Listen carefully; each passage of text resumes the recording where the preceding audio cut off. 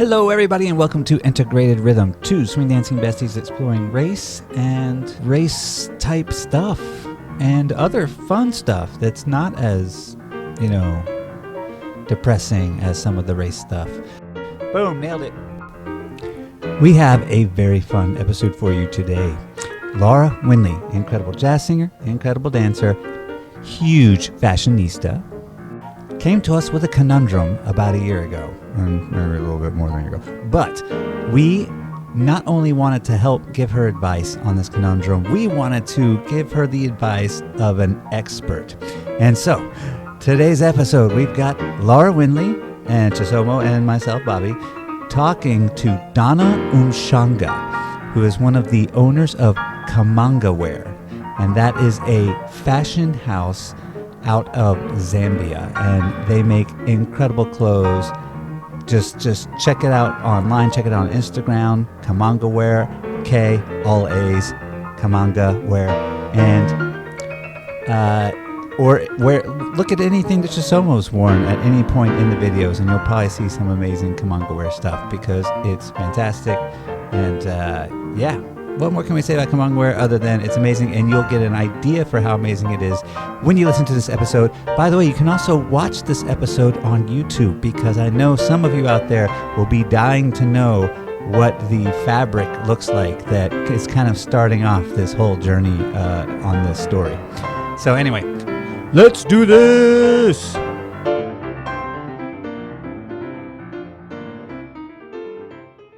Integrated Rhythm with Chisomo and Bobby.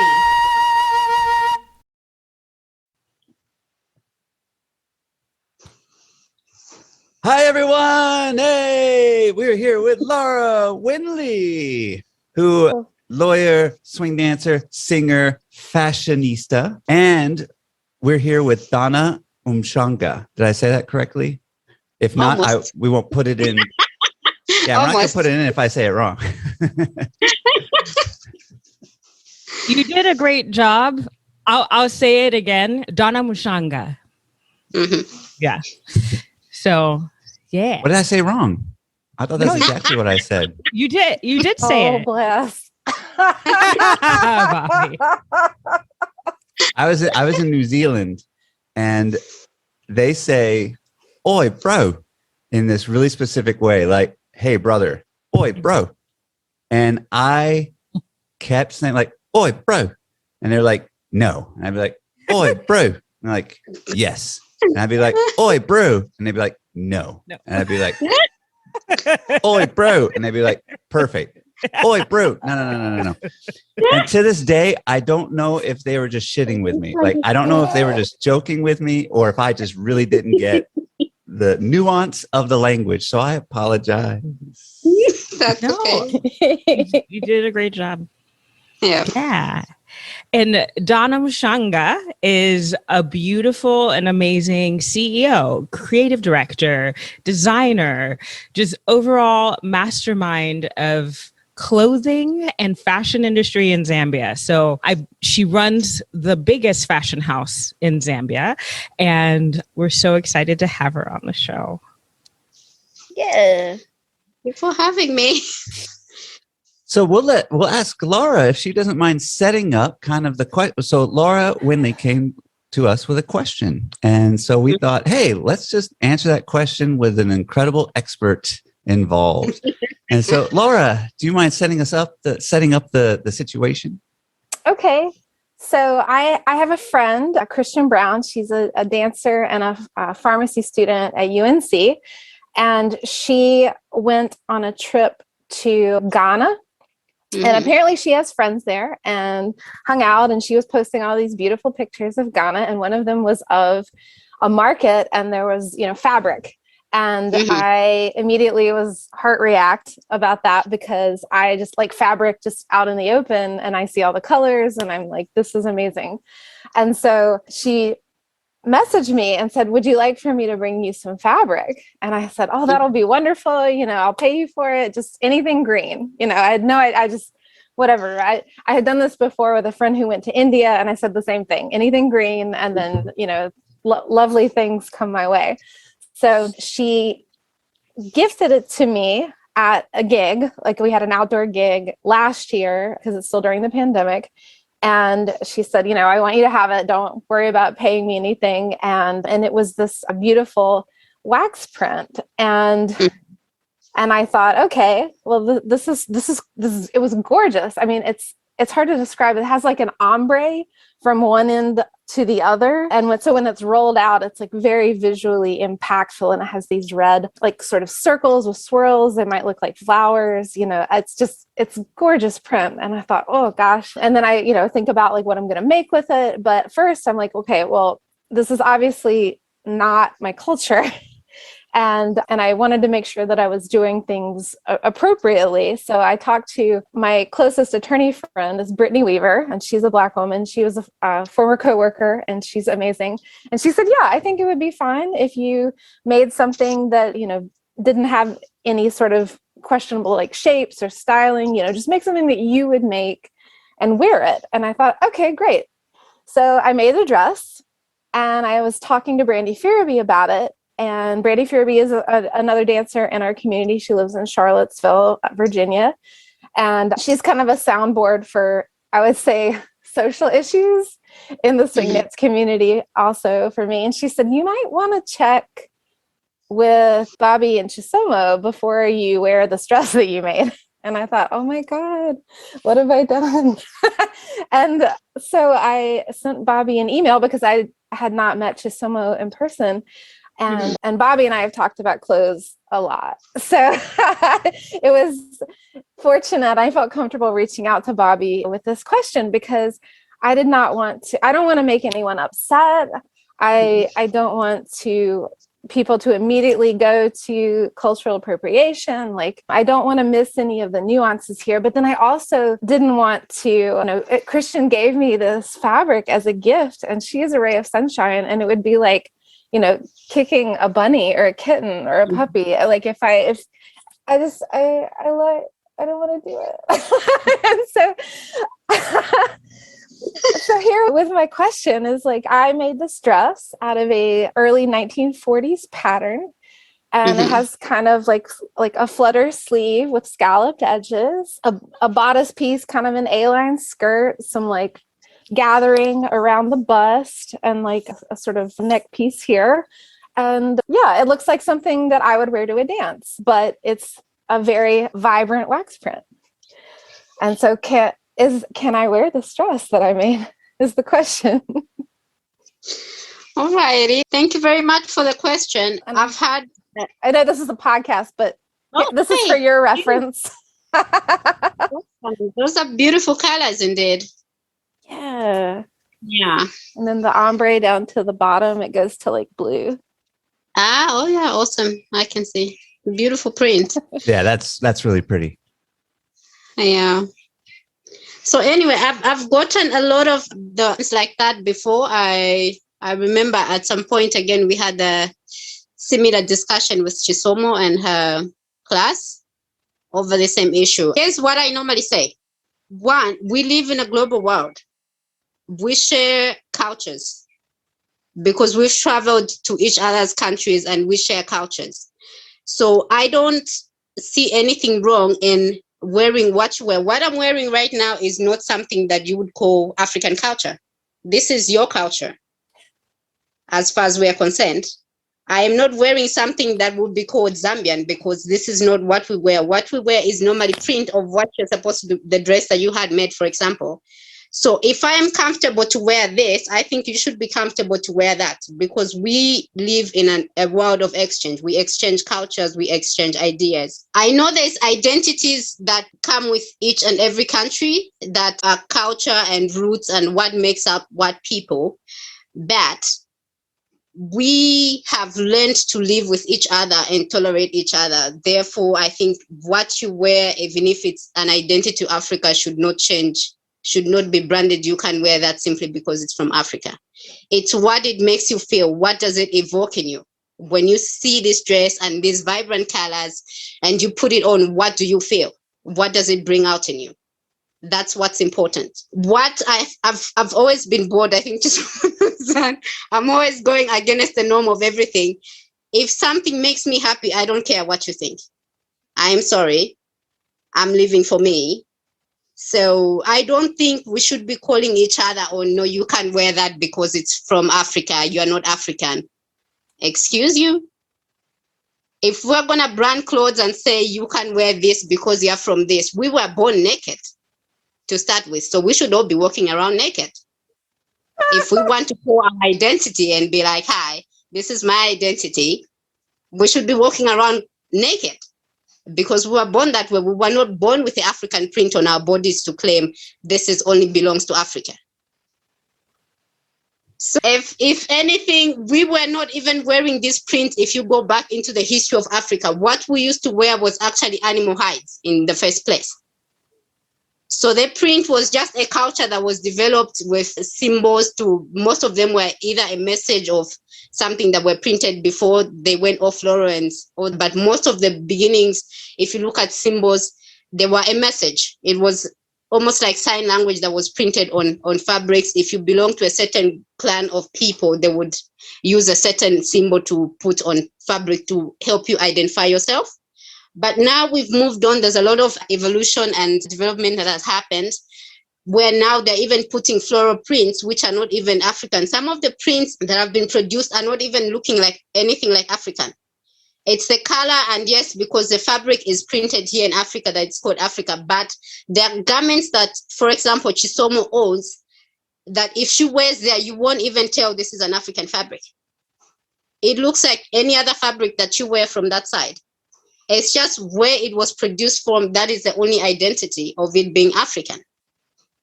That's how much I call we've literally intersected with our traditions. We've shared. We're sharing. So I feel if you feel like wearing African print, you look at it and it speaks to you, like, I want to be in that and feel a certain kind of way, please wear it. Nobody owns that. Nobody owns that. We have also, when we started from my side, it's a tribe from the eastern side of Zambia. We have our own traditional way. We have our own way of dressing. There's other parts of Zambians which dress differently, but there are times when people from the eastern province borrow what the northern people do and traditionally and use it. So if we can go across and do that, what should stop you from doing that?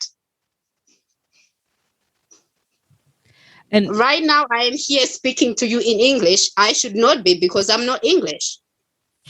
If we're going to put those borders and say you can't do this, I should not be speaking English because I was not born English.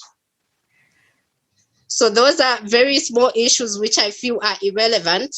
And fashion, if you look at what's trending now in Europe, one of the people that actually went and started making, what's her name? Stella McCartney, did a whole range of African dresses, and the whole lot of Africa and other people were very upset about it. She's taking credits from Africa without giving credits. Why is she making these clothes? What's wrong with you? The woman went to Africa, got inspired. She decided she wanted Africa in her wardrobe. Why should that affect you? She got inspired. There was something that inspired her that was African, that evoked a certain feeling for her to want to create something. Why are you feeling offended by that? You should be grateful. You inspired her. She got inspiration from you. So I feel it should not be an issue. I'm always talking about, why is it such a big issue? Why do we have to always put identities into things? We are one people. Nothing else should matter.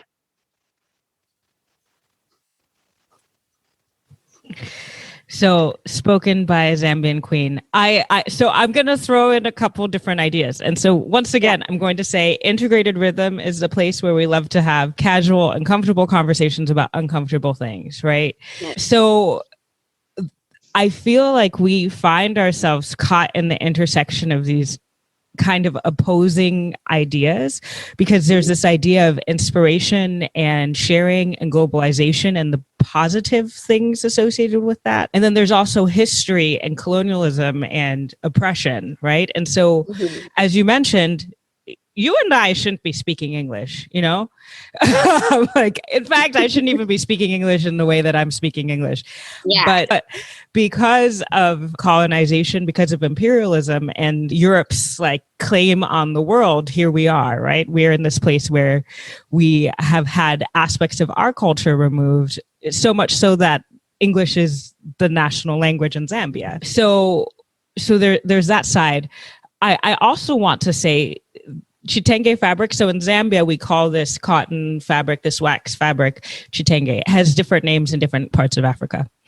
And so what's interesting about this is, as Donna said, it has a mixed origin. So you're right, Donna, if we were talking about traditional fabrics, it's animal hide, right? And so even when you see traditional dancers, they're wearing animal hide and like beads and things that you can find in nature.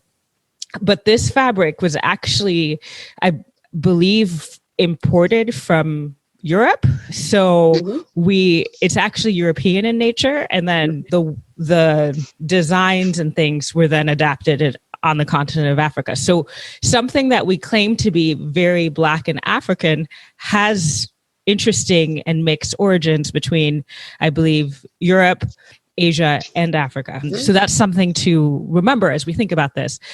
But then when we talk about these issues of identity and then oppression, it's really important for us as those who have power to consider how we're supporting different communities, right? And so one of the things I love about your world, Donna, is that you do kind of marry East and West. And I think that the garments that you make for people are accessible, particularly to, I would say, people who are not from Zambia. Because I would maybe ask, like, if someone's wearing something that's like more traditional, like a lozi dress or like something that looks like vamayo, right? Like that. So, right, that wouldn't. In my opinion, if I saw someone, so I'm going to let you're the listeners in on a secret. So there's a word used in much of Africa to describe people who have less melanin, like our friends Bobby and Laura, and that that word is called muzungu, or sometimes in Zambia we refer to achisungu, things having to do with the English. So it literally means white person. So I will probably use the word muzungu because that Muzungu. Muzungu. Yeah. Muzungu. Yeah. So is Donna going to make Muzungu wear specifically for white people? That would be great. That would be an amazing, if you had a section of your clothes called Muzungu Wear, I would really. Actually, I think 2014 or 2012 range, we literally had one dress that we actually called the Muzungu dress deliberately to evoke a conversation and evoke some certain emotions. And it was one of the best selling dresses. Like every person that bought it went and talked about it, and people kept coming back. White people, black, it didn't matter. But it's literally there called the Mzungu dress. Oh my goodness. Probably I'll try and see and find a picture and send it to you later. But yeah, we literally had the Mzungu dress. That's wonderful. Yeah, because this conversation, right? As long as you've been a brand and from before, this conversation has stood, right? You have visitors coming to Zambia. So here's something about Zambia. Zambia is very diverse. So we are, actually many African countries are. So we have 72 different tribes in a space that's about the landmass of Texas. So we as Zambians, just as like kind of inherent in who we have a spirit of diversity and inclusion. So this should be understood as different than when we think about like Black Americans, right? So Black Americans have a history of racism that started from 1619 in the United States. And so if you talk to a Zambian, you're going to have a different conversation than if you talk to a Black American. We have another another episode where we talk about Norma Miller's comedy. And in that episode, one of the ideas that comes through is that certain comedy is good based on your audience. And so I think the same thing with clothes, right? So we adapt and change for our different audiences. And so like I like to be risky in my fashion, but this last year I started to get into wearing crop tops more. And anyone who knows what my body size looks like I am a plus size woman. I curvy, like curves for days. And so I was like, I'm wearing crop tops. I've got like a smaller waist, but then like ba-bam on top and ba-bam on the bottom. I'm doing it. But I'm not necessarily going to do that at my university, right? So you know what I'm saying? So I think to bring some ideas back, I think, Laura, the dress that you made is beautiful, but I would be careful about where you wore it and in front of which audiences. But I would also simultaneously, these are opposing ideas, right? And nuanced ideas. I would also take what Donna said and say, in the spirit of inspiration and globalization and exchange and true exchange, which acknowledges what you've gotten on the other side and doesn't erase it, right? In that, I would talk about it, use it as a conversation piece. Like Donna, you said the Muzungu dress evoked a lot of conversation, right? So, yeah. Cool. If anybody who knows me is going to come up to me and ask about this dress, I'm going to be like, here's the whole story. And I'll tell them all about it, about Christian and how wonderful she is and this trip and the pictures, And so that is probably a non-issue because fashion is absolutely my primary conversation starter. So I have a few points have kind of come up in my head while we've had this conversation. So first off is when Laura, was like, oh, my friend got this fabric from Africa. And my thought was, oh, that's fantastic. You're supporting the African country that you're supporting the African artists that you're getting it from. Because in my head, my kind of go-to quick answer for this kind of thing recently has been, oh, well, if you're inspired by the product of a culture, try to give that culture the money for that creativity that they've given the world. And so now this raises a question, based on Donna mentioning that if some non-African fashion company starts doing an African line, my brain is like, oh, well, now the actual African artists are not going to get the money for that creative invention, for that cultural gift to the world. Are there any thoughts on that? So here's my thought. Right, somebody gets inspired by Africa. We have some African designers that are doing amazing work, that are pushing the African designs out there, that are making a lot of history in the world. For this, somebody else, maybe somebody from Europe, for them to notice that there is African fashion that is going to a point where they feel they also need to come and be inspired and create something. It means we already showed you something. You get inspired, but most of the times, unless where the issues come in, if they brand something that is African and call it European, that's where mostly there's all this conversation that happens and people are upset because they have not paid homage. But if you do a whole range and said inspired by Africa, I don't think there's any reason anybody should be upset, because you've literally said, this is not a European idea. I got this from Africa. That is you recognizing this is not an original design from me. I saw it somewhere. I was in a certain place. I got inspired by this. As long as you get to do that, I feel there should not be any issue where that is concerned. There's been times when I've noticed the other international designers that have gone, for example, in Kenya and been of the Maasai people, and they've taken photos and then they've gone and then literally they don't change anything. They literally get the Maasai blankets that they normally wear, those beautiful plaid blankets. You go and make something there and you want to call it, this is European. that's where issues start raising, because everybody that knows the Maasai blankets, we know them. When we see it, we know this is from this part of Africa. This is from this part of this tradition. So there's no way you can get something straight from Africa. You don't change nothing. You get the material, go produce something, and you want to brand it European. That's where the issue comes in. But if you say this whole range was inspired by the Maasai people of Kenya, you've paid homage and acknowledged this is not an original thing from me. I got inspired when I saw this certain culture and this certain to create this. As long as you pay homage, I think there shouldn't be any issues with the African people. It's when you try and get our thing and then try and rebrand it as yours, when we know it's our thing. And you try to pretend, no, I don't recognize that this is African just because I've made it. It's no longer African. No. As long as the inspiration was from Africa, it should carry that brand.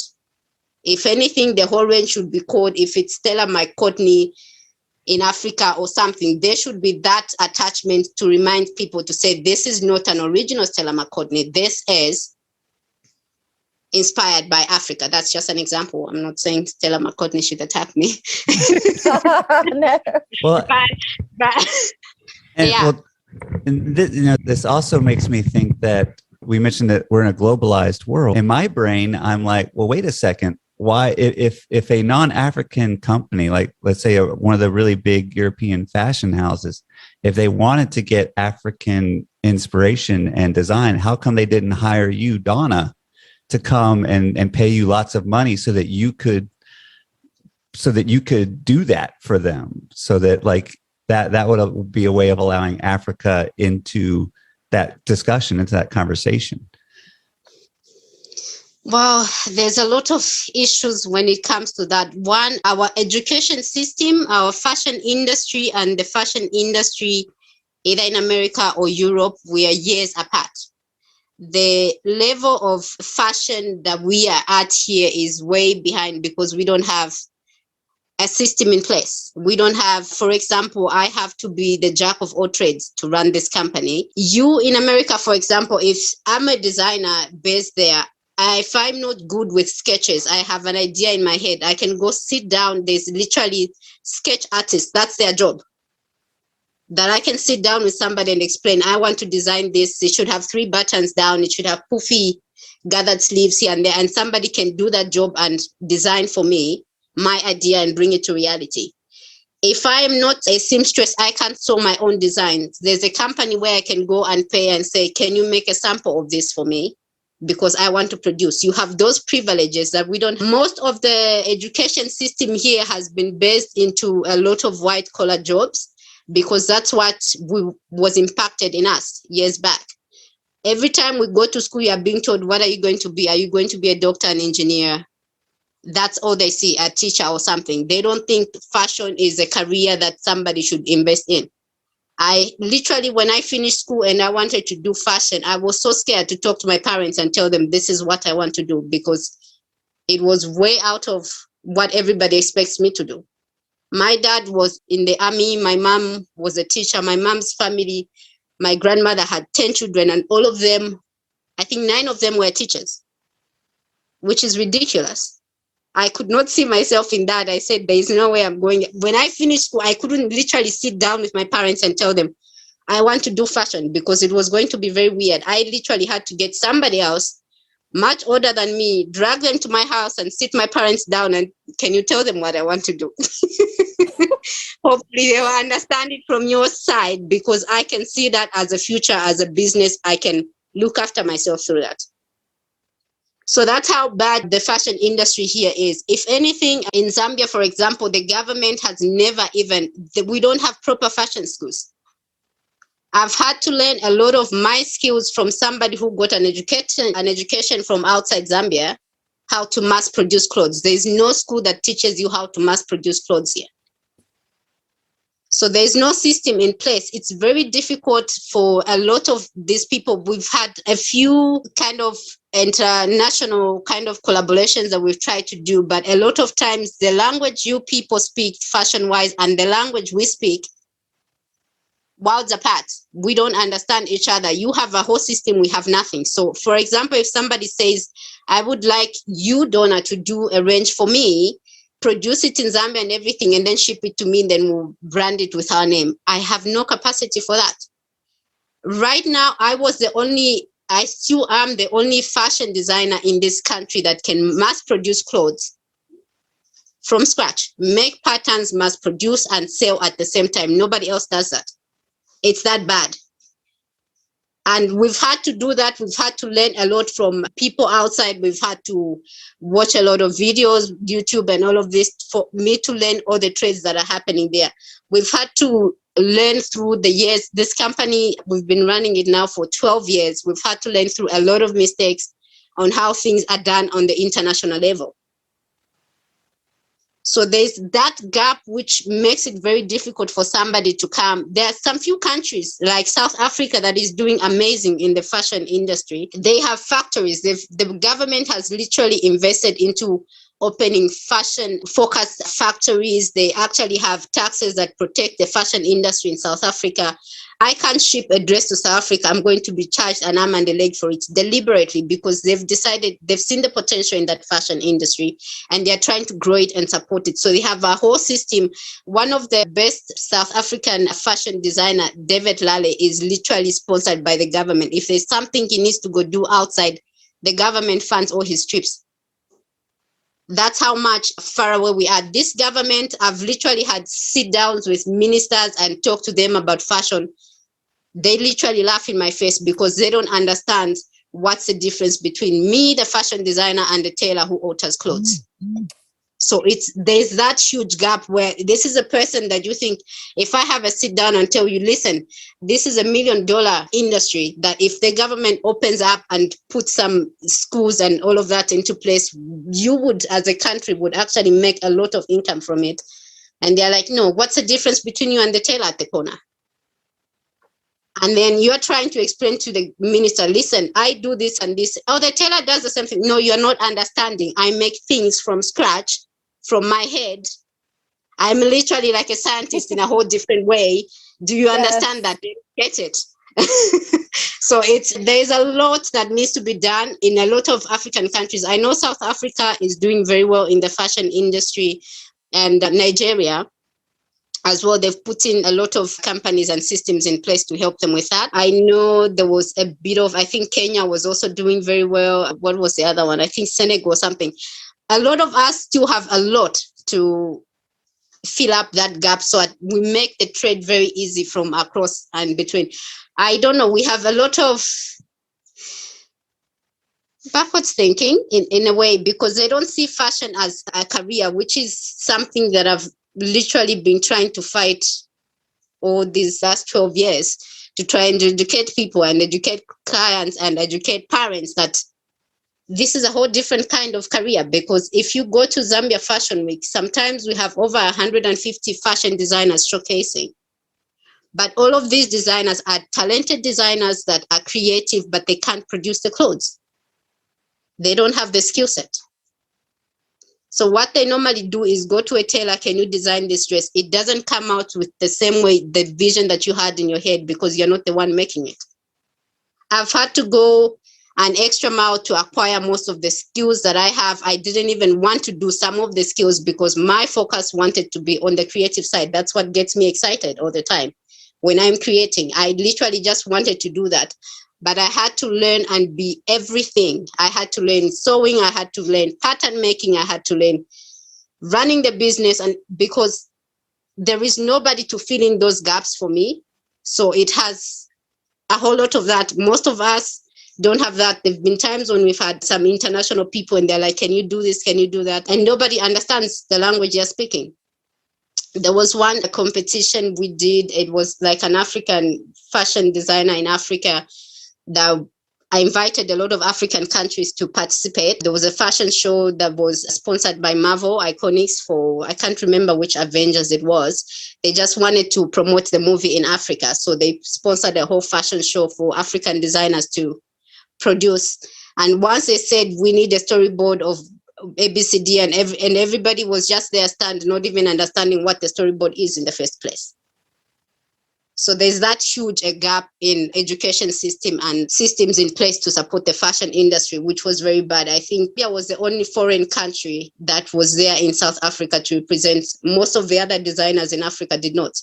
So we had South Africa, because of their systems in place, most of the South African designers applied. We were the only, us as Kamanga Wear, were the only African other country that was there that managed to get to fill in and apply and reach all the standards that were required.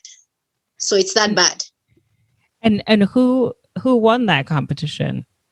Yeah, that's a whole different story. I think the long and short of that story is that Kamanga Wear was one of the top contenders, but a South African designer won it. But Kamanga Wear actually was like either second or was supposed to win. So Africa was so Zambia was the only other African country there and showed up and showed out. So I want to pause you, Donna, and kind of review.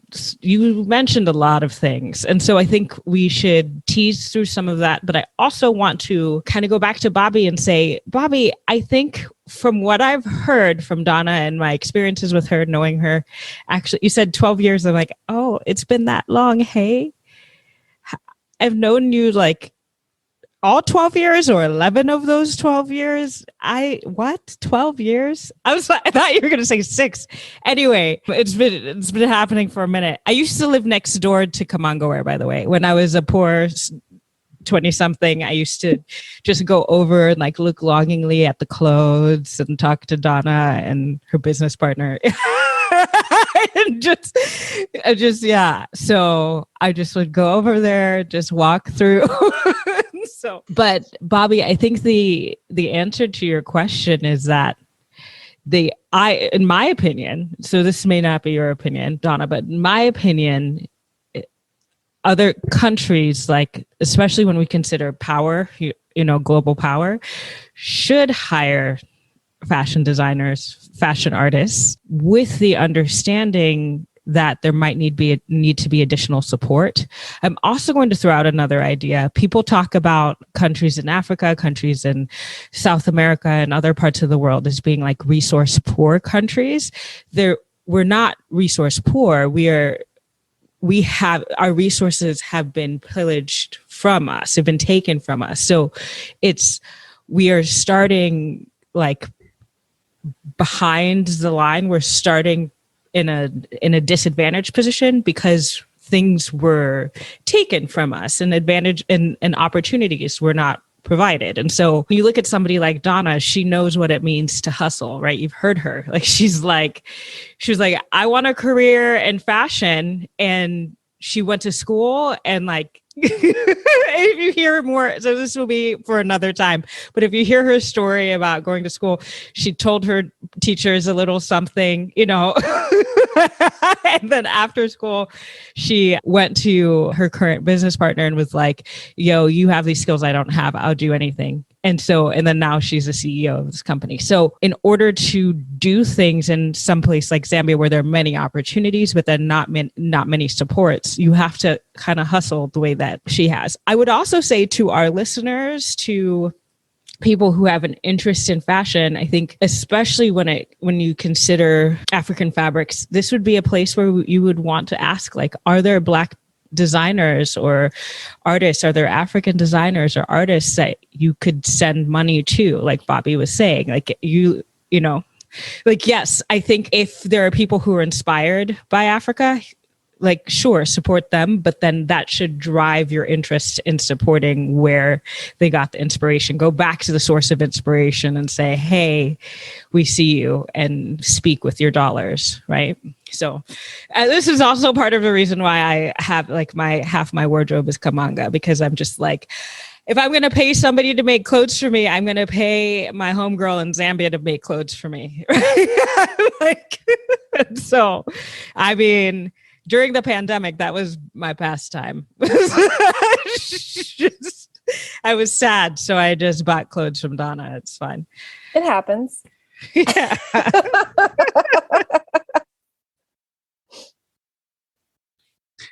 All right. So I have a fun game show that we can play all together to help Laura as she goes onward in this journey. So we'll name some places and we're like, is it cool for her to wear the dress there? And if so, under what context? So, so first and foremost, since she's a Lindy Hopper and a on stage performer, how about on stage in front of her big band? Thoughts at like a swing dance, or you play everywhere, so you play for both, like yes, muggles and dancers. Yeah. Okay, so on stage in front of the big band. Yes, I think she should wear that. Where, if I'm correct, where does the swing dance history come from? I think I need one of you to enlighten me. Hey. So thank you for asking this question. Also, I did want to say a thing. So Donna, you were saying how it would be like if somebody gets inspiration from Africa, what the very least thing that they should do is acknowledge where the inspiration is coming from versus being like, look at me and this great new idea I came up with all by myself. Right? Because I'm magic. I feel like what you just said about companies and when they say like inspired by blank, that's actually more than what a lot of swing dance instructors do. Right? That's more. So to answer, so I say that cheeky comment to then answer your question, Donna, that swing dance actually comes from the Black American community in the United States, and many people around the world don't know that. So that is, so when people think about swing music and swing dance, they're like, oh, white people do that, right? But it's not actually from white America, it's from Black America. And so one of the things that Bobby and I, like one of our hopes in this conversation is to elevate that idea and to elevate voices from Black America who have contributed to the development of this dance and art form. Go ahead, Bobby. And that makes me think of, so if Laura's on the bandstand, she could perhaps say, as one of the things that she might say while the band is trying to find the next chart is, let me tell you a little bit about what I'm wearing. And then she tells a little story and gives some respect and props. And then that kind of puts it all in context for the audience. I love that. Honestly, I have to do that, right? Living in the United States, people see like, oh, cool. Did you get that from Urban Outfitters? Like it's, or like there are different, something that's kind of interesting is that like, if you look at Native American art and like jewelry patterns, etc., some of it looks similar to what you would find in Africa. So I try to be intentional about saying like, oh, do you like this dress? This is from Zambia. My friend made it. Yeah. So next question, but let's see, in the courtroom. Oh no, I'm going to answer that. I have to wear a suit. It would be very disrespectful to not have a jacket on. Once again, those European classist values coming into authoritarianism. I don't make the rules. Totally, yeah. I don't expect you to. The idea is that you're supposed to be demure and, bland so that your arguments shine instead of your clothing. Laura, I'd actually thought about law. A couple days ago, I was like, should I go get my JD because I'm thinking about going back to school? But now, I'm less inspired to do that because if you know anything about me, color. As someone who also loves color, it is a struggle to so I sort of focus on texture instead of color. All right. So let's say just going out to a swing dance. So she's not on the bandstand. She's just going out to a swing dance. Yes, she can, because like we said, swing dance came from the African Americans to start with. So you should be able to wear something that is African. You're literally saying you're supporting them. In a way, if you're wearing something that identifies to African culture and you're going to a swing dance, it should be okay. You're simply acknowledging that this is in a setup of an African culture celebration or something. So you should be able to wear that. I don't think that should be a problem. Yeah. And in all likelihood, I will wear it to a swing dance to begin with, because it's cotton. So it's a great fabric for dancing. And I want Christian to see it. How about just out and about on the town in Raleigh, Durham, North Carolina? No, just Durham. Raleigh is like totally different. Oh, That's sorry, a completely my bad. separate context, Yeah, actually. Sorry. Okay, we'll do answer A is in Durham and answer B is in Raleigh. And then answer C is what happens if you're driving from Raleigh to Durham in an emergency situation and you're wearing the dress. Durham, yes. Raleigh, no. Hey, can you talk a little bit about why that's your answer? So this gets into a lot of racism and classism, and Durham historically has a very rich history of African American entrepreneurship and like culture. And it's just, someone commissioned a rap artist to write a song about Durham, and it opens with Durham, Black and Proud.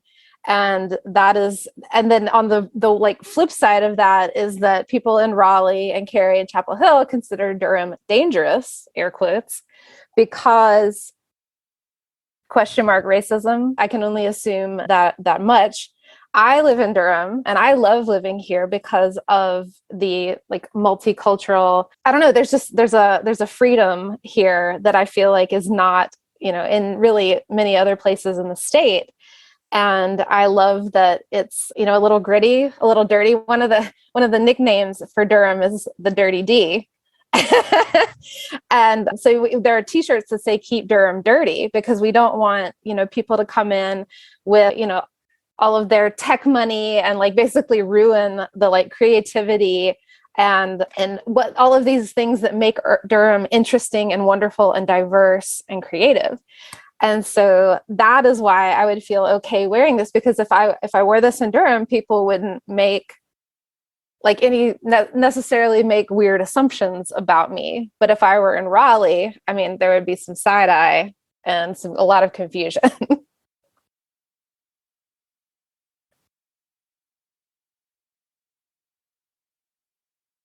So I guess, it's one thing that's interesting to me is, so when you wear a thing, it's what people perceive, obviously. Mm-hmm. And in this case, we have with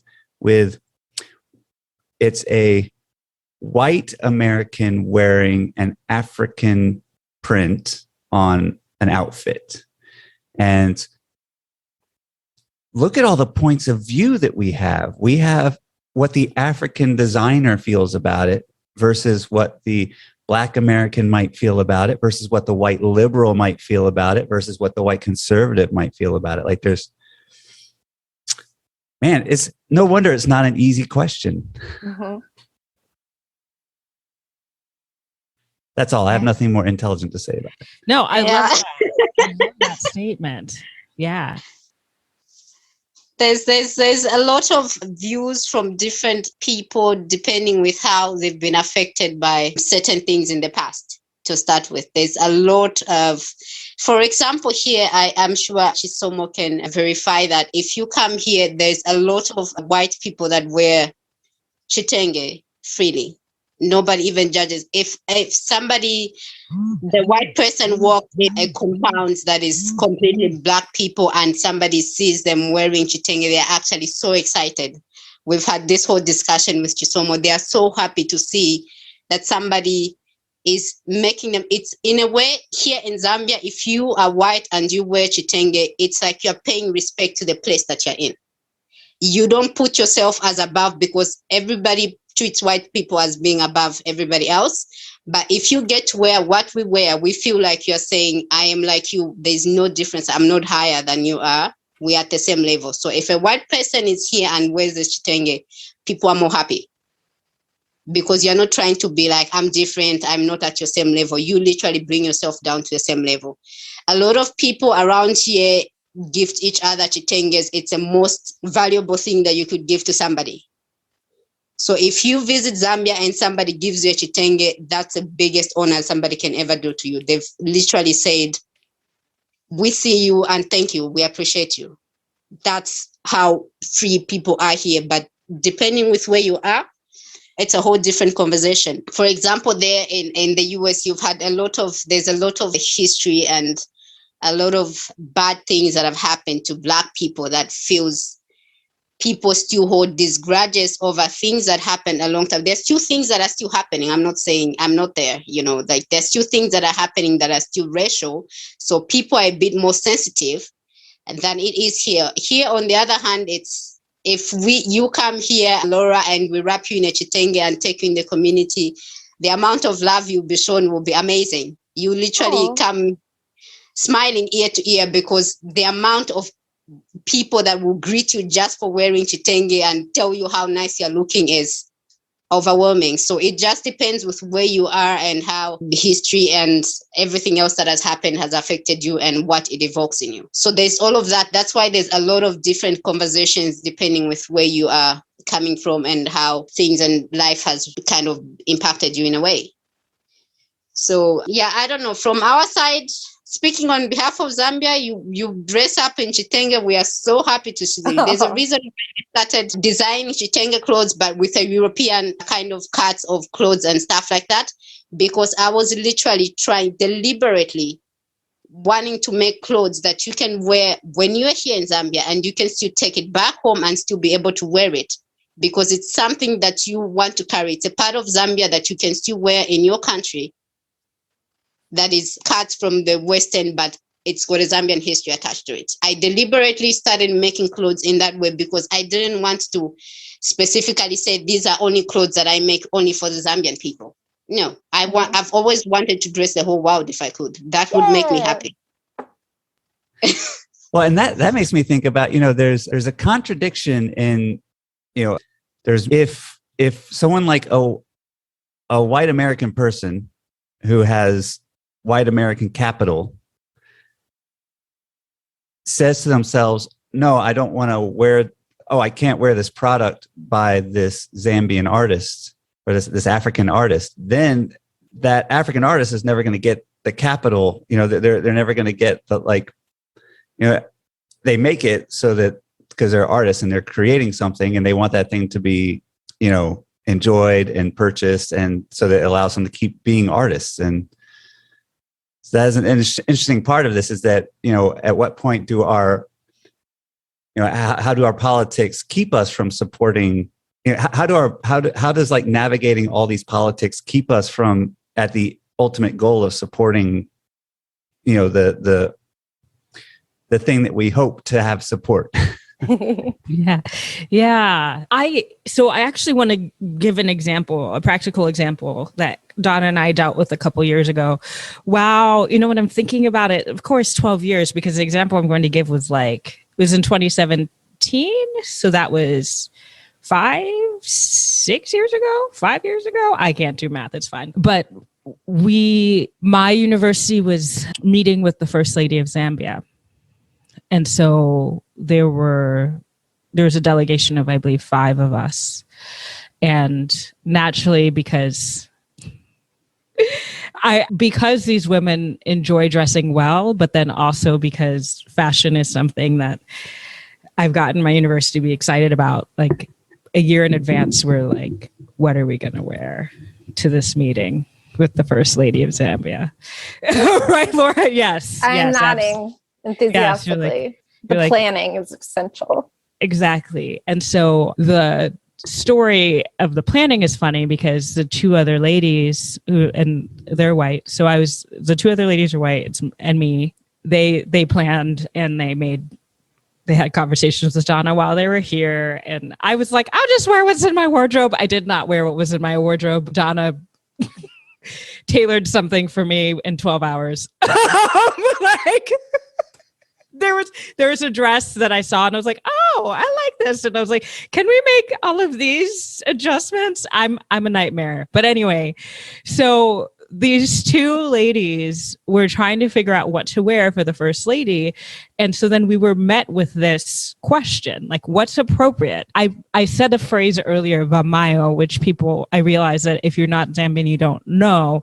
That means like essentially referring to something that's of your mother. And so when you see when people think about like African fabric on Black women in Africa, they usually think of like this like tufted sleeve, maybe like a sleeve that like goes to, it's like a, what is that called?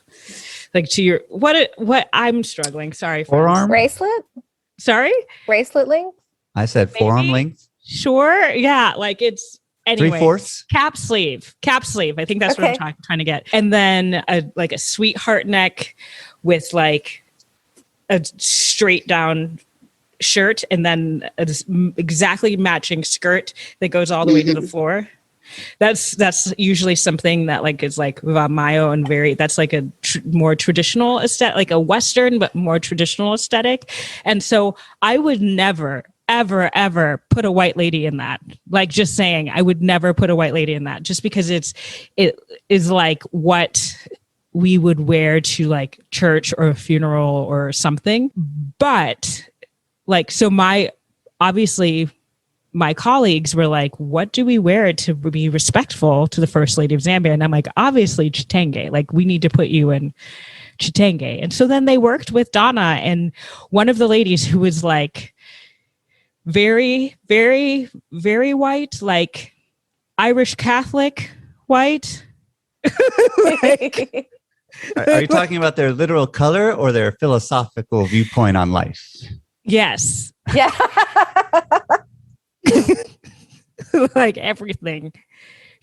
So like you have to be, I think that's the other thing, is you have to be careful about the aesthetic also on the body, on the silhouette. And so she ended up in this pencil dress that was absolutely gorgeous. It essentially looked like something Jackie Onassis would wear.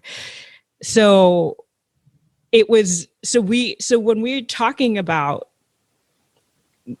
having people participate in this, Donna and I, like the baseline is like participating in a way that is truly appropriate for different cultural contexts.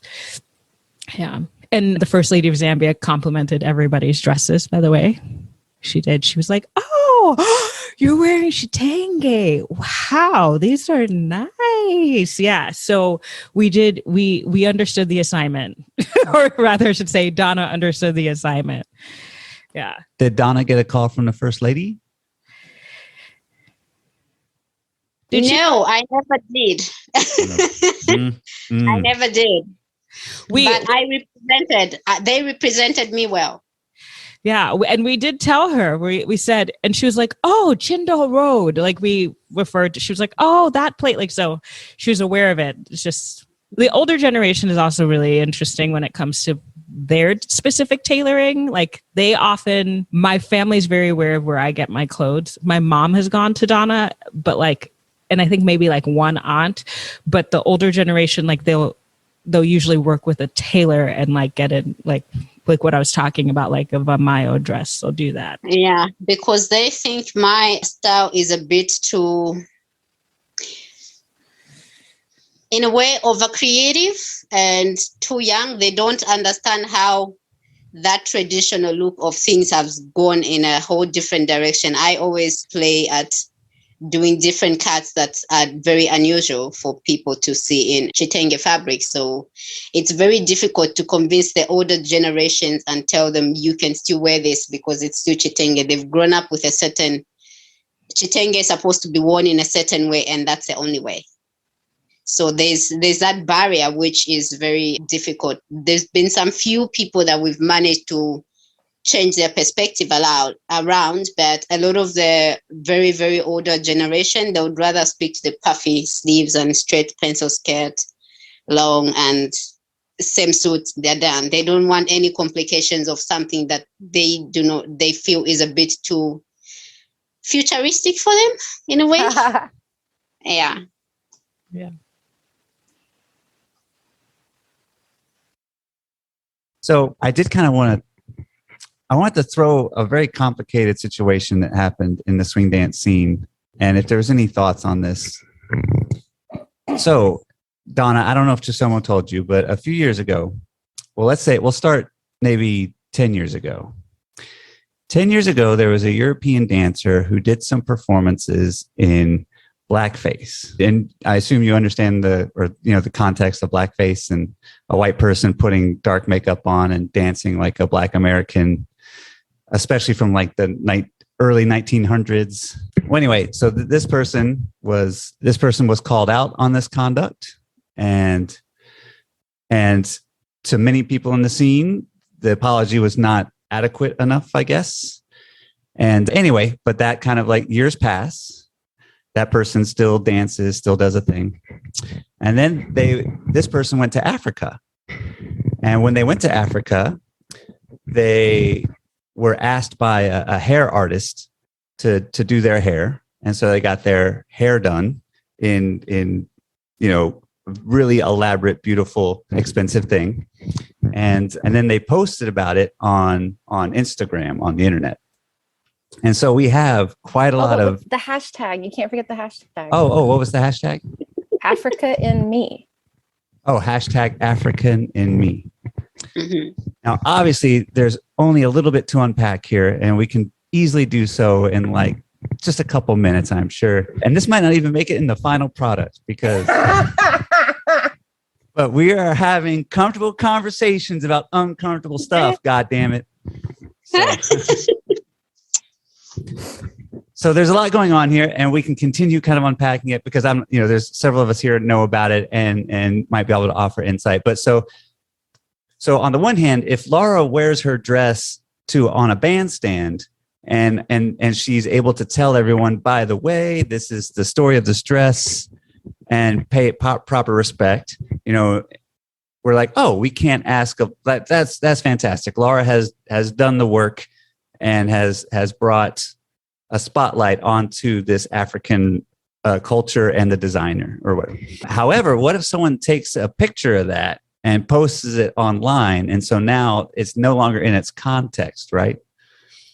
So that's one kind of thing that popped up about this whole scenario, is that how can we preserve the context in a world where anyone could take a picture and post it online or something like that? And maybe there is no answer to that. It's been a very, very difficult thing, especially with social media, where people can just screenshot your picture and then go and repost it and say something which you didn't say. It's a very, very difficult situation. I really don't know how best you could do that and protect yourself from that, because there's been people that have been attacked on something they didn't even start. They posted something else that was positive. Somebody got their picture and reposted it and said, well, look at them trying to be African and blah, blah, blah, and all of that. I have no idea. That's my honest opinion on how you can actually protect yourself against that. It's a crazy world with social media and people trying to get followers and using anything by all means to bring attention to their pages and things like that. I have no idea. Yeah. It's tough. Sorry, Laura, go ahead. Oh, no, that's fine. I was just going to add that as part of my pandemic coping, I've been sewing a lot, and I usually share my projects with other people. And so my initial thought was I'm going to wear this dress at some point. I'm going to take a picture of it and I'm going to talk about the project. And of course, I'm going to tell everybody that the fabric's from Ghana and Christian and everything will be great. And you just sort of hope that people will pay attention to that. And like you said, not take things out of context. But I have had people take things out of context with me, or I guess because of my high visibility in the scene, people will often message me to make sure. I think part of it is out of care. They don't want to see me make a misstep, but they also don't want anyone to kick the puppy. And so, so I do have people message me with, oh, have you thought about this? Like, for example, the event that Christian gave me the fabric at was called the Orchard Park Jazz Picnic. And the use of the word picnic came up, and I had a white woman message me and say, did you know about this history with the word picnic, and that it was used in the context of lynching in the South?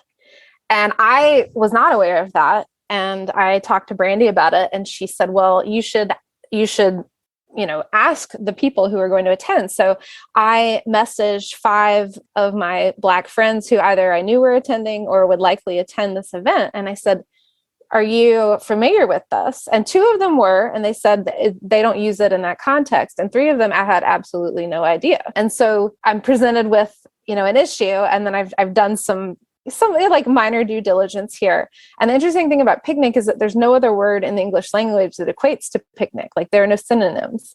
and it's French in origin. And so it wasn't something, that began as a derivative to be derogatory. It was just, the French, we picnic. I don't know. That was my terrible French accent. But anyways, but all of this to say, and I had on that particular gig, my bass player was a Black man. And I said, if you have any issues with this, I will change the entire thing because you are the most important person here. And he's like, no, don't do that. I'm fine with that. So, but just asking and making sure that everything is cool. And then beyond that, I can't control what other people think, but I can say I did my due diligence.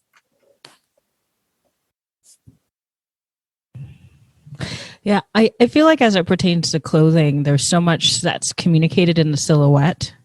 And it seems to me that you've already done some hard work in that space. And so I can't say that every woman who takes African fabric and wears it, every like non-Black woman who wears African fabric wouldn't cause offense. But I think that the silhouette is really important. And so if you're wearing this dress that, as Donna said, like it could be from Africa or it could be from Urban Outfitters or Target or whatever, then that to me seems like it would, like, just like you mentioned with the word picnic, like, I didn't know that. Thank you. I learned something today. There's some things that are offensive, but our understanding in language and the meaning that we have in language, our shared meaning, is what often causes offense and oppression, and also the history there. But I think when we know better and we do better, that's when we move forward.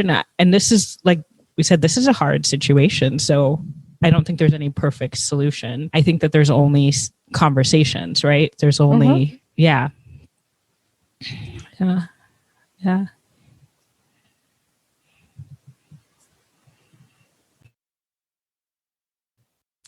Fantastic. Was there any last things that anyone wanted to say or make sure that was heard?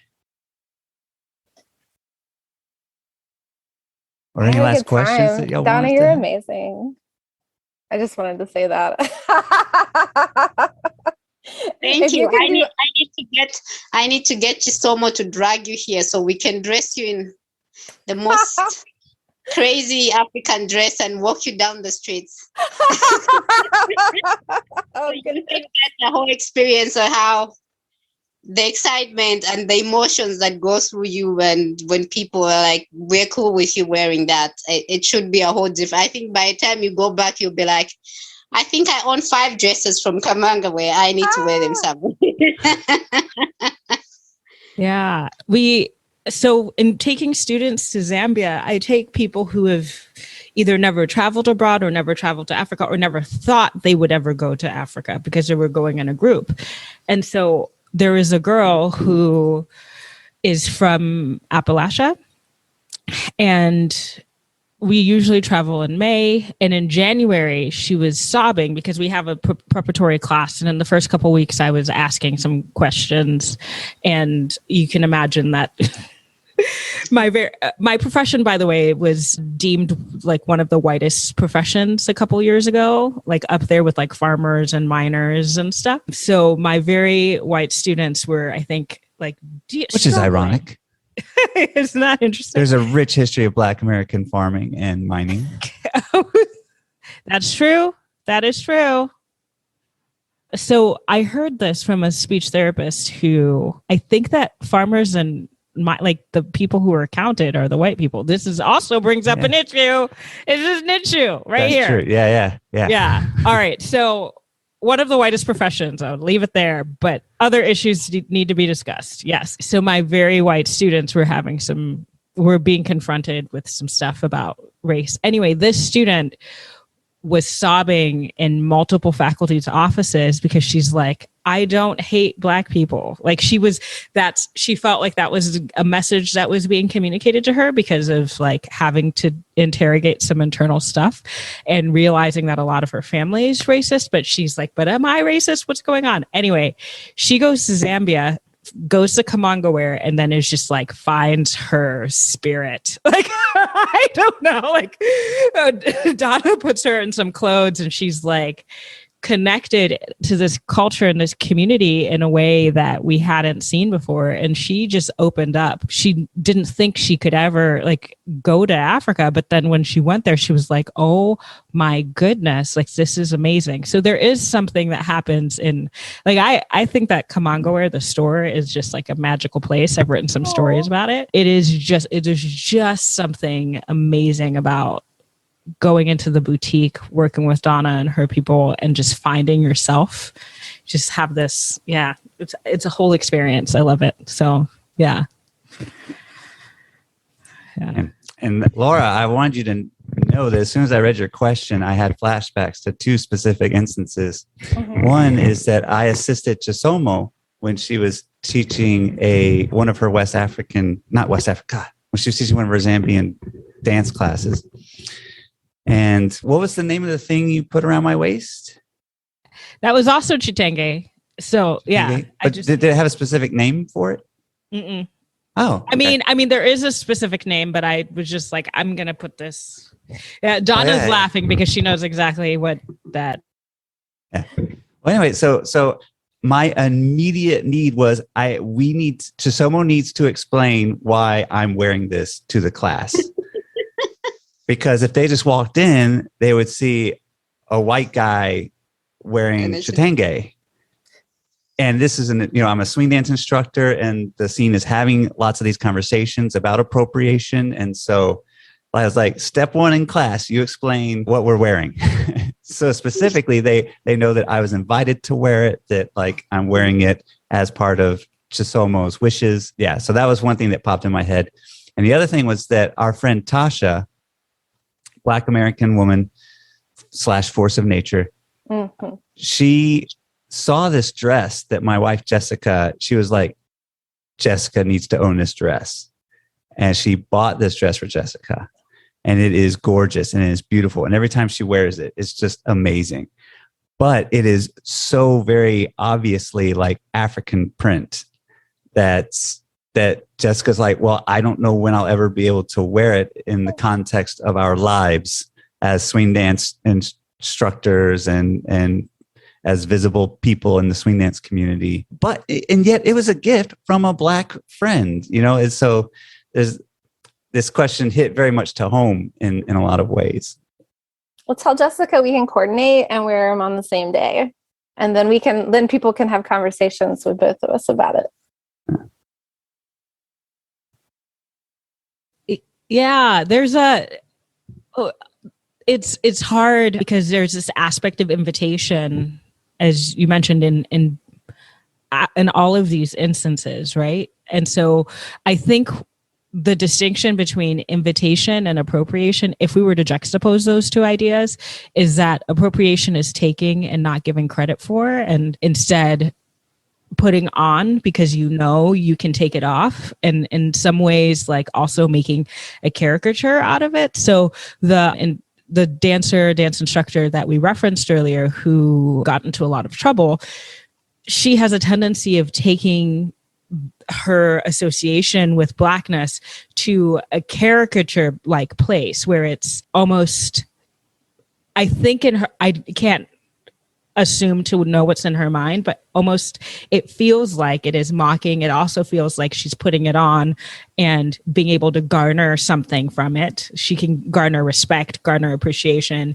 And so it's very selfishly focused. It's not about elevating, right? Mm-hmm. And so I feel like when we talk about appropriation, there's a taking, there's a inherent kind of like colonial attitude, like this, I am entitled to this thing because of my inherent superiority. And so I feel like there's that. But then when we think about invitation, like you are being invited into someone's space and being given a piece of them, And so it's hard when you see the things to be able to determine what is one and what is the other.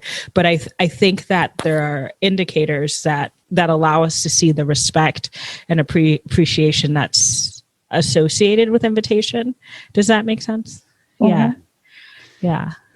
And then on top of it, there's this like there's the mood of your society, and therefore what you do and how the mood of the society is going to interpret that. So like, is this just something that, is the current modern, like, let's say, stereotypical liberal white American viewpoint, is that too sensitive?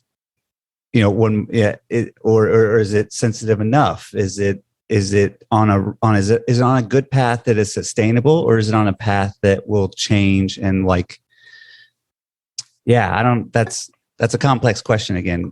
Point being, like, so Jessica didn't feel comfortable wearing the dress 2 years ago in the swing scene because of conversations that are going on. And is it just one of those things where it's like, okay, well, maybe in a couple of years the conversation will be different and people will be more automatically understanding of, or more assuming good nature, or assuming that you're doing so respectfully, and so therefore she'll be more comfortable just walking around in it. I don't know. That has actually reminded me some time back. I have an Indian friend and they were celebrating Diwali. She had traveled to India to see her grandmother, and she actually bought me a sari and said, I want you dressed in a sari. I went to this event that is very Indian, dressed in a sari. There was a lot of mixed emotions. There were Indians that were completely upset at looking at me dressed in their traditional attire. They were so upset. They literally came to me and told me I should never dress like that. And then there were Indians that were so happy seeing me wearing something that they wear. They were like, oh my God, we can wear yellow, but you look good in it, and all of that. So there was all those mixed feelings. And I literally told myself, I will go with the positive. I don't care about who is not happy about what I'm looking like. My Indian friend was actually very worried because she invited me to this, and there was these Indians that were approaching me and telling me I should not wear that, and there were others that were approaching me and saying, you look so great, can I take a picture with you? So she was very worried because there was some people that were literally coming to attack me, and I decided I don't care. I am feeling nice. I've gotten compliments. I'm going to go with the compliments. They're not going to ruin my night. So it was very shocking for her because she was very worried for me and she was feeling bad. And I was like, I don't care. I was literally copying their dances and doing everything they were doing. I said, whoever feels like I've offended them, I'm sorry. I am feeling happy in the sari. I feel like I should be doing some Indian dances to go with it. So I don't know. It's all about what it evokes. I feel clothes, we wear them because they evoke something. There are people that just wear them to cover up. I wear clothes because they evoke a certain emotion in me.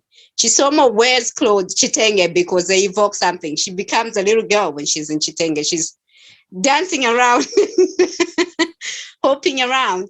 So I feel like if clothing is part of art, it evokes something in you. You want to feel a certain kind of way. I feel you should be able to do that. For example, Laura, if you're scared of wearing it outside and thinking what people will think, you can wear it when you're working from home. It's all about what it evokes in you at the end of the day. What do you feel when you're in it? You can be at home working and walk around because you are free to do that. It's evoking a certain emotion in you. It makes you happy. Wear it inside the house. That's fine. Your family will see it. You feel a certain kind of way. That's good for you. Not somebody shouldn't sit on your happiness because they're uncomfortable about how happy you are in a certain something. Yes, wear it at home, wear it in the house. Eh? You can wear it to some family functions where there won't be people that are going to judge you, and just be yourself and feel a certain kind of way because it evokes something in you. So you don't have to have that dress in the closet forever. No clothes should be in your closet forever. I know, that would make me so sad because when you make something with your own hands, you're like, look what I did. I did this thing. It's so gratifying. And Jessica, we went to Barbados last year for about a month, and she wore it all the time, and she was so happy. Oh, I didn't realize she actually finally wore it, because I remember when she got it, she was like, I love this. It's beautiful. I'm never going to wear it ever. It's beautiful. But I'll only just wear it in front of Bobby. It's beautiful. So I love that she actually, but right, like context, she found the place where people would be like, cool, you're doing that thing. Sure. So, I'm so glad. All right. Thank you all so much for doing this. I can't thank y'all enough. This has been a wonderful conversation, and we really appreciate you taking the time and the energy. No, it's been lovely. It's always a very interesting conversation when we get to talk about Chitenge.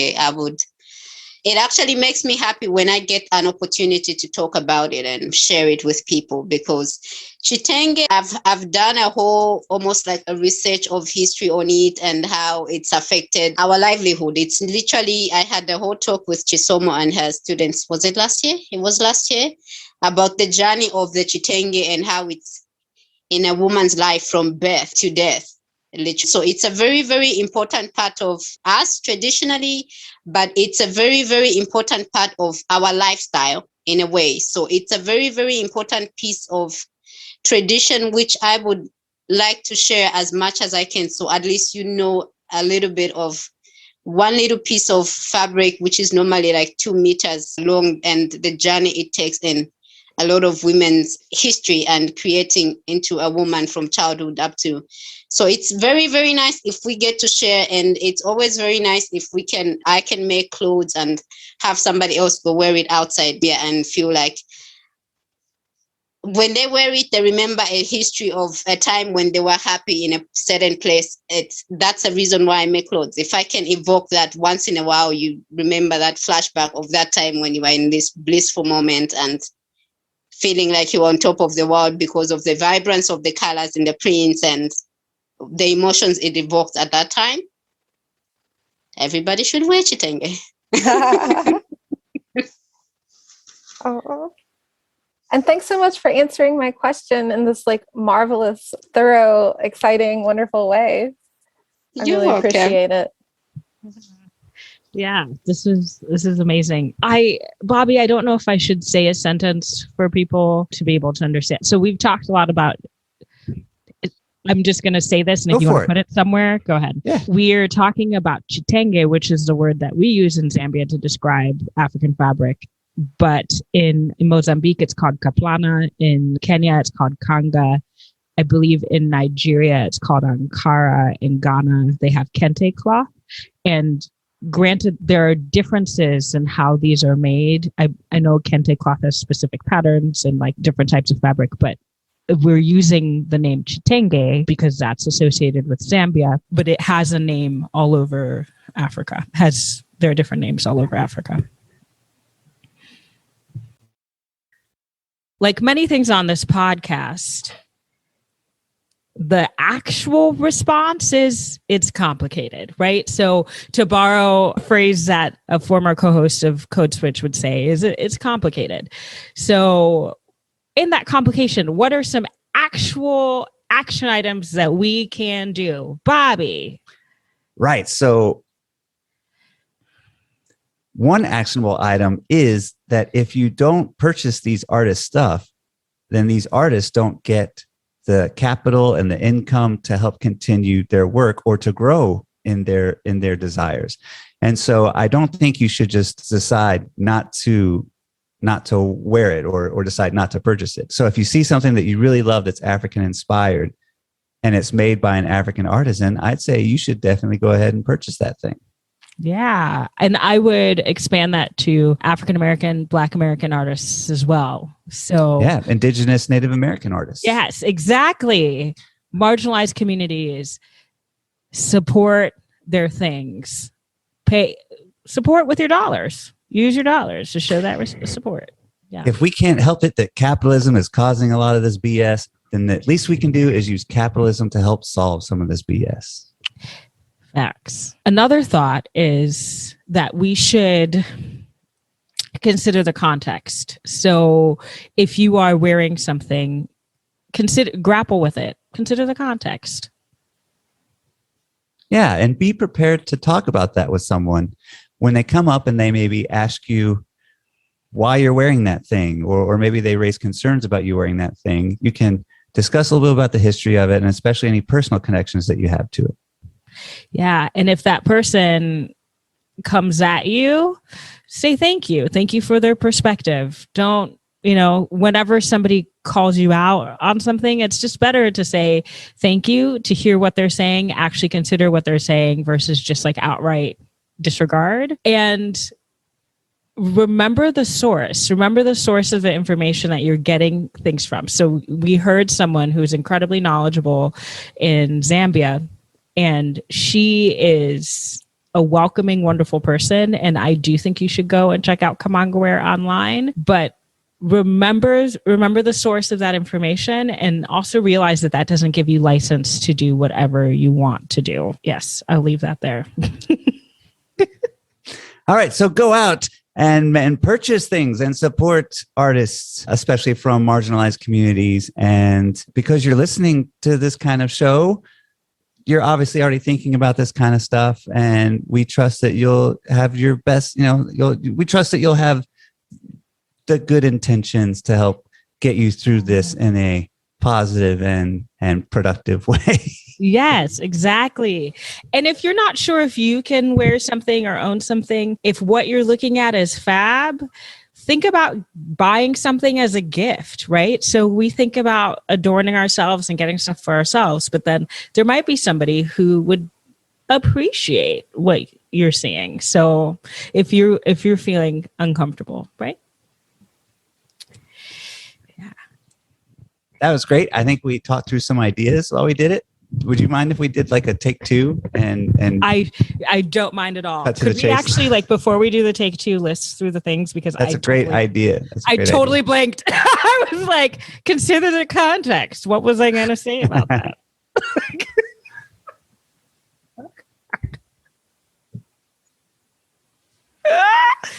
Yeah. So what are our ideas? Let me see. I'll write them down in just a second once I get to my podcast notebook. There it is. Buy black. Buy from margin.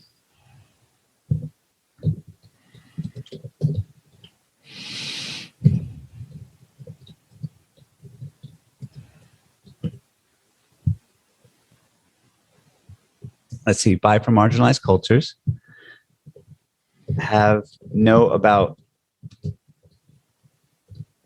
Learn a little about what you're buying.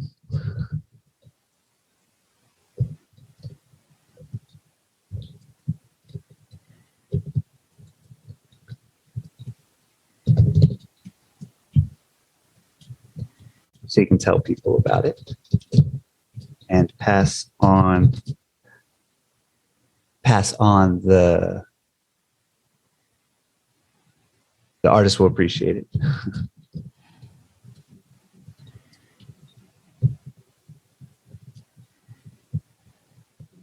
So buy from marginalized cultures, learn about what you're buying. If you think you're just not going to be able to wear it enough to justify buying it for yourself, think about buying gifts for friends. If you're still just not comfortable with the idea of buying something for yourself,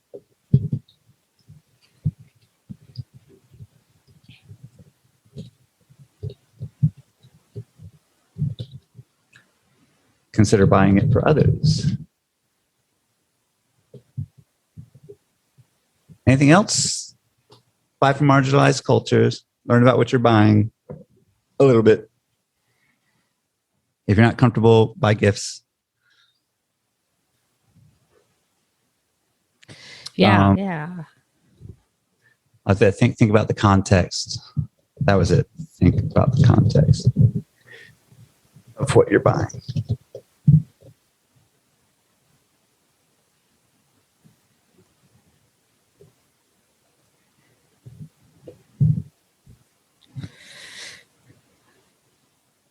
Yeah.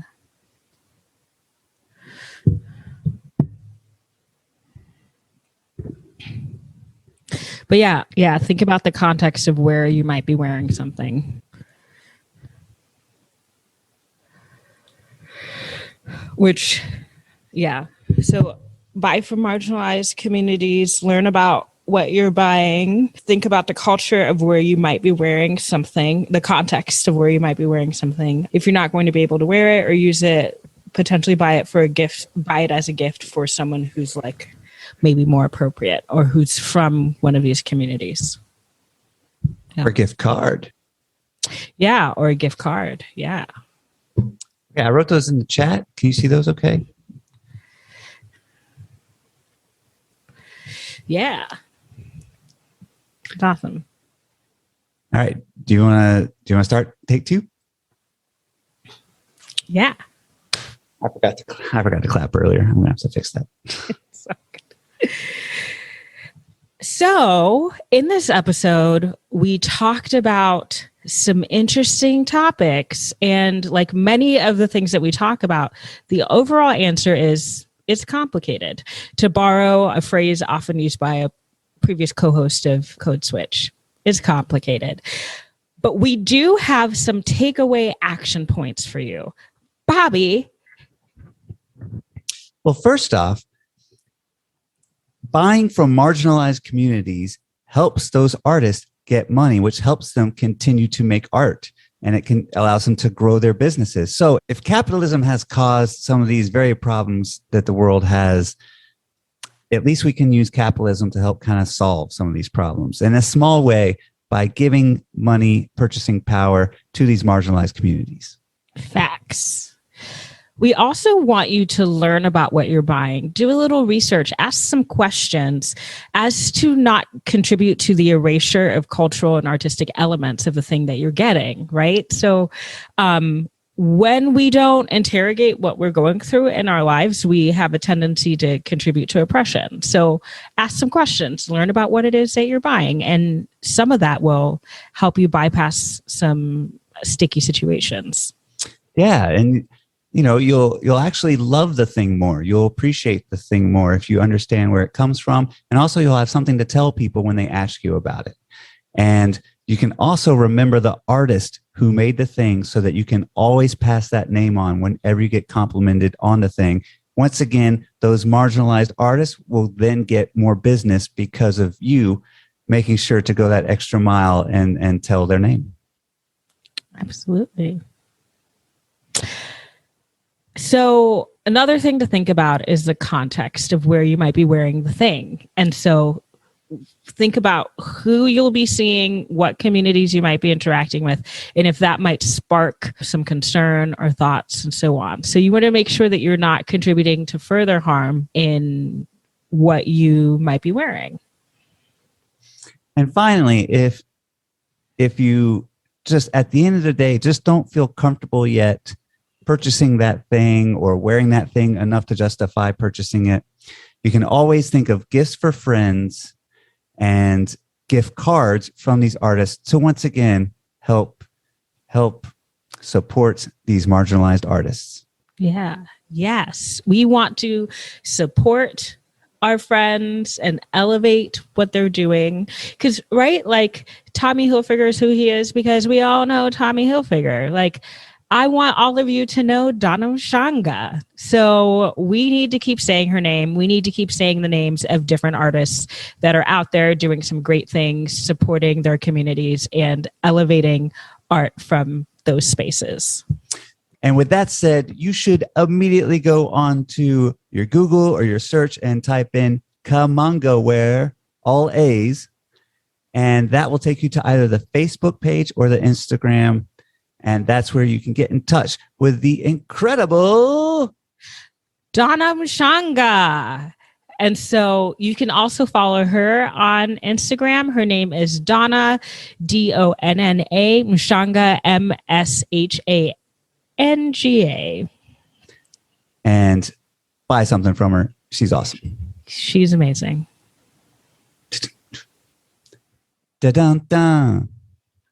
Pew, pew, pew.